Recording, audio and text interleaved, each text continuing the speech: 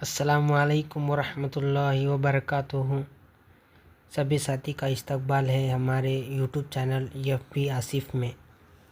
آج ہم آپ کے لیے حضرت جی کا نیو بیان لے کر آئے ہیں، تو تمام ساتھی سے درخواست ہے کہ اس بیان کو دھیان سے سنیں اور دعوت کے ذریعے سے امت تک پہنچانے کی فکر کریں۔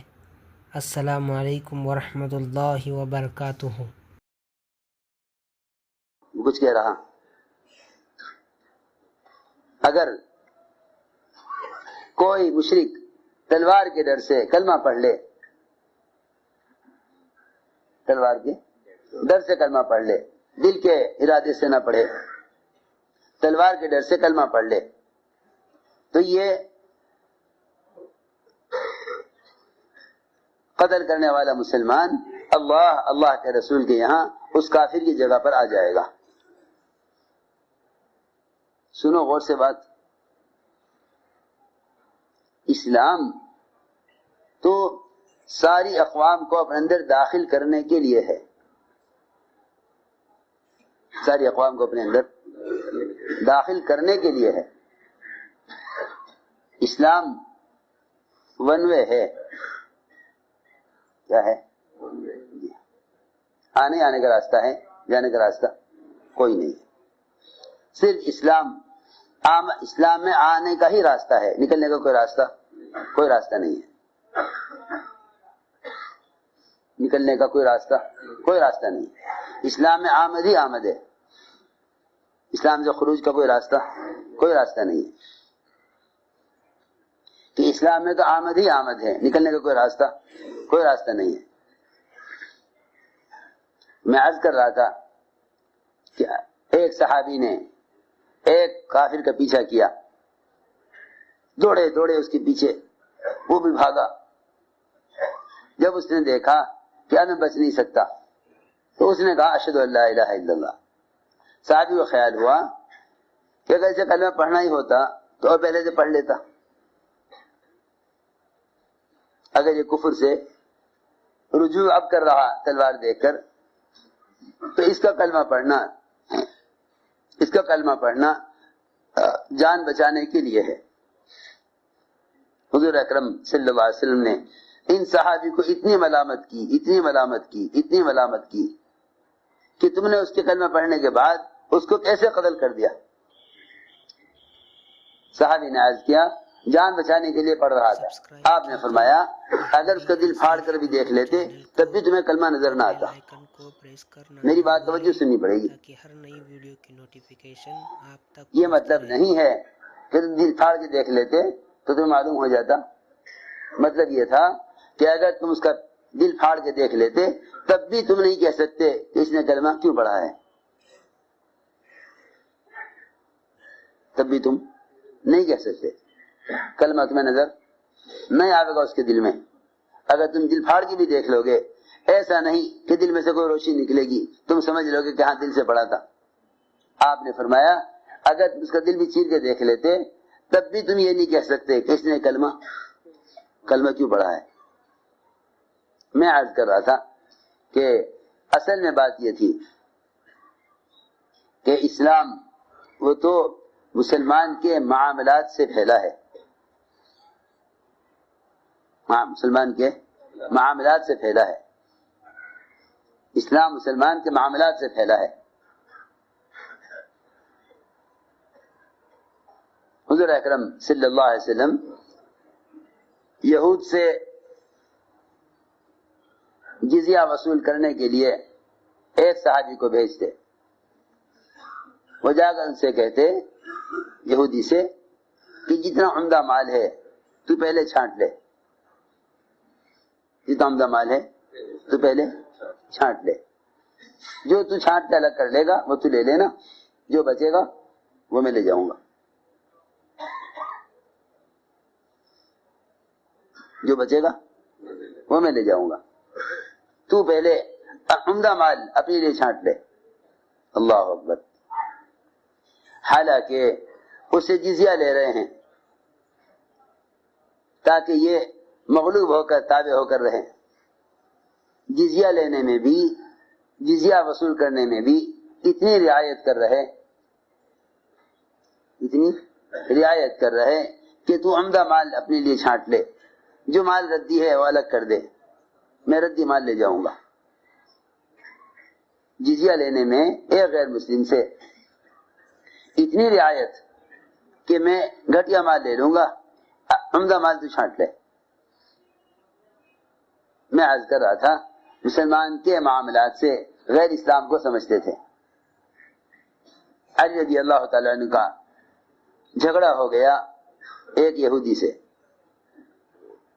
ایک زرہ پر، ایک زرہ جو پہنی جاتی ہے جنگ میں، لوہے کا کرتا بڑا قیمتی ہوتا ہے۔ حضرت علی کی زرہ بڑی مشہور تھی اور بہت قیمتی تھی، حضرت علی کے اونٹ سے گر گئی، یہودی نے اٹھا لی، ایک مدت تک چھپا کے رکھی، پھر بازار میں بیچنے کے لیے نکلا، حضرت علی کا گزر ہوا، وہاں دیکھ لی زرہ بکتی ہوئی، وہاں دیکھی زرہ بکتی ہوئی۔ حضرت علی نے فرمایا یہودی سے یہ زرہ میری ہے، یہودی نے کہا غلط کہتے ہیں، یہ زرہ میری ہے۔ دونوں میں اختلاف ہو گیا۔ حضرت علی نے فرمایا عدالت میں چلو، قاضی فیصلہ کرے گا، عدالت میں چلو قاضی فیصلہ کرے گا۔ عدالت میں آئے، علی رضی اللہ تعالی عنہ عدالت میں خود تشریف لے گئے، یہودی ساتھ۔ قاضی نے دیکھا کہ مومنین تشریف لائے ہیں، قاضی بھی وہ علی قاضی بنایا تھا، اسے بھی خیال تھا کہ مومنین کے خلاف کوئی فیصلہ نہیں ہو سکتا۔ یہودی بھی سوچ رہا تھا کہ تو یہاں کہاں پھنس گیا، ان کی عدالت، ان کا قاضی، یہ سارے مسلمانوں کے امیر۔ لیکن جیسے قاضی نے حضرت علی کو دیکھا عدالت میں، اپنی قضا کی کرسی سے کھڑا ہو گیا اور نیچے بیٹھا، حضرت علی کے نیچے بیٹھا، حضرت علی کو کرسی پر بٹھایا، قاضی یہودی کے ساتھ زمین پر بیٹھا، قاضی یہودی کے ساتھ زمین پر بیٹھا، حضرت علی کرسی پر بٹھایا اور عرض کیا مومنین فرمائیے کیا حکم ہے، آپ کیوں تشریف لائے؟ آپ وہیں سے کچھ فرما دیتے میں کام کر دیتا، آپ کیوں تشریف لائے؟ کہا کہ نہیں، میرا معاملہ اور جھگڑا ہے، مجھے خود آنا چاہیے۔ فرمائیے کیا حکم ہے؟ حضرت نے فرمایا یہودی کے پاس جو زرہ ہے میری ہے۔ یہودی نے کہا نہیں، زرہ میری ہے۔ قاضی نے کہا مومنین آپ گواہ پیش کریں۔ حضرت نے فرمایا میرا بیٹا گواہی دے گا۔ قاضی نے کہا بیٹی گواہی باپ کے حق میں نہیں لی جائے گی، آپ کی بات سچی ہے لیکن گواہ لائیے۔ حضرت نے فرمایا کہ تمہیں معلوم نہیں کہ حسنین جنت کے جوانوں کے سردار ہیں؟ کہ ہاں یہ بات تو ٹھیک ہے، ہم نے آپ کے بڑوں سے یہ بھی سنا ہے کہ بیٹی گواہی باپ کے حق میں معتبر نہیں۔ چنانچہ قاضی نے فیصلہ کر دیا کہ مومنین زرہ آپ کو نہیں مل سکتی، زرہ تو یہودی کی ہے۔ یہودی کے حق میں فیصلہ ہوا، مسلمانوں کی عدالت میں سارے مسلمانوں کے امیر کے خلاف۔ رضی اللہ عنہ نے فیصلہ قبول کیا۔ جیسے ہی فیصلہ ہوا یہودی کے حق میں، یہودی نے کہا اشہد ان لا الہ الا اللہ واشہد ان محمدا عبدہ ورسولہ۔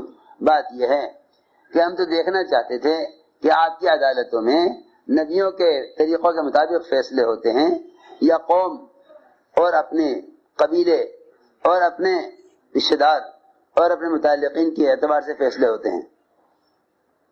اگر مسلمان کی عدالت میں مسلمان کے خلاف فیصلہ ہو رہا ہے تو اس کا مطلب یہ ہے کہ آپ ہدایت چاہتے ہیں۔ چنانچہ علی رضی اللہ تعالیٰ عنہ نے وہ زرہ اس کو ہدیے میں دے دی، فرمایا اس تم اسلام لے آئے، یہ زرہ تمہارے لیے ہدیہ ہے۔ یہودی نے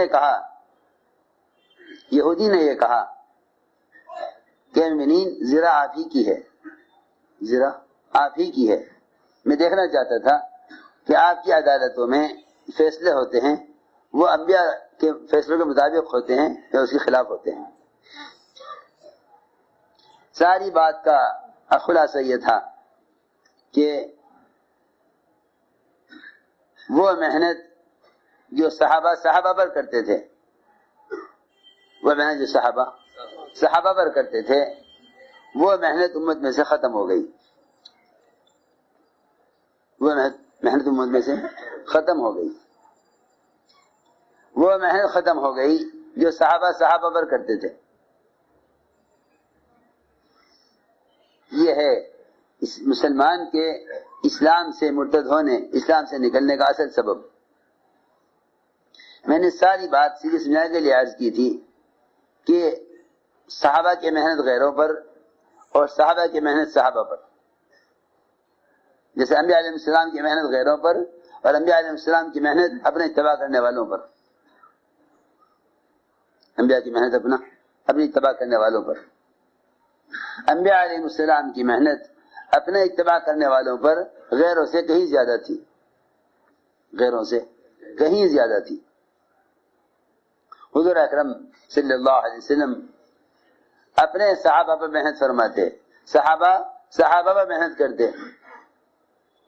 اس لیے میں نے عرض کیا کہ ایمان لانے کا جو حکم ہے وہ ایمان والوں کے لیے ہے. ایمان لانے کا حکم ایمان والوں کے لیے. فرمایا یا ایھا الذین آمنوا آمنوا، اے ایمان والو تم ایمان لاؤ. اے ایمان والو تم ایمان لاؤ. اس زمانے میں لوگ سمجھتے ہیں کہ دعوت غیروں کے لیے ہے. نہیں، دعوت اصل میں سب سے زیادہ مقدم اور اہم مسلمان کے لیے ہے. مسلمان کا دعوت دینا مسلمان کو، اس لیے کہ غیر امر معروف اور نہی منکر کے مکلف نہیں ہے. غیر امر معروف اور نہی منکر کے مکلف نہیں ہے. یہی دعوت ہے. یہی دعوت ہے.